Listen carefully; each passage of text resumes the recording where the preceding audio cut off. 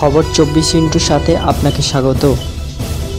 নতুন নতুন খবর জানার জন্য আমাদের চ্যানেলে চোখ রাখুন। নমস্কার, খবর 24 সাথে আপনাদের স্বাগত।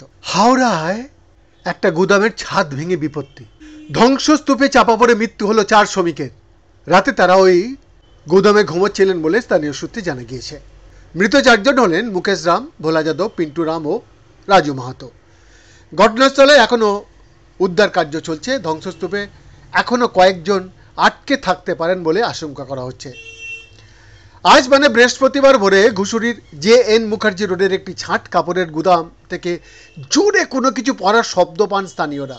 ঘটনাস্থলে গিয়ে তারা দেখেন গুদামের ছাদের একাংশ ভেঙে পড়েছে। খবর দেওয়া হয় পুলিশকে। ঘটনাস্থলে পৌঁছান হাওড়া সিটি পুলিশের পদস্থ কর্তারা, দমকল এবং বিপর্যয় মোকাবেলা বাহিনীর সদস্যরা ধ্বংসস্তূপ সরানোর কাজ শুরু করেন। প্রথমে একজন শ্রমিককে গুরুতর আহত অবস্থায় উদ্ধার করে হাওড়া জেলা হাসপাতালে পাঠানো হয়। চিকিৎসকেরা তাকে মৃত ঘোষণা করেন। পরে ধ্বংসস্তূপ থেকে উদ্ধার করা হয় আরও 3 জনকে। তাদের দিয়ে অবশ্য প্রাণের স্পন্দন মেলেনি। কী কারণে এই ঘটনা ঘটল তা খতিয়ে দেখছে পুলিশ। বৈদ্যনাথ দাসের রিপোর্ট, খবর 24 সাত।